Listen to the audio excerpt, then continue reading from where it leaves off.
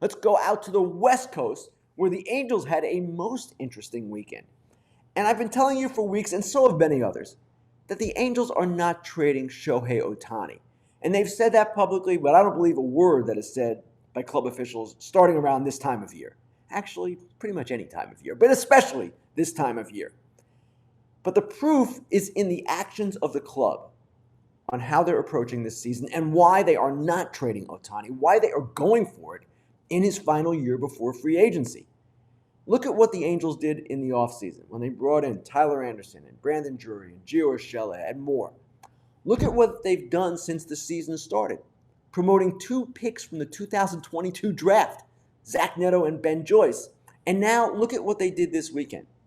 Traded for Eduardo Escobar, traded for Mike Moustakas, brought back David Fletcher, who had been in the minor leagues. These guys are essentially replacements for Neto, who had been really good as a rookie but has an oblique. Urshela, who probably is out for the season with a pelvis injury.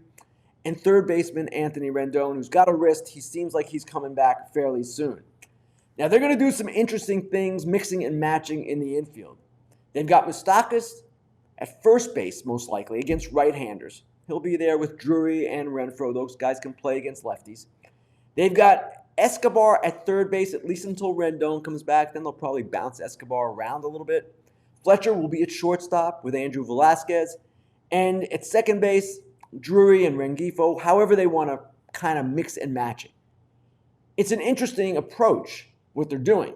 And it demonstrates the urgency that they're showing. And I give a lot of credit here to their GM, Perry Minasian. Perry, from the moment he has taken this job, has been on high alert, has been active, aggressive, all the things you want your GM to be. Now, it's not all going to work, never does. But this is a guy who is trying to get this team to the playoffs.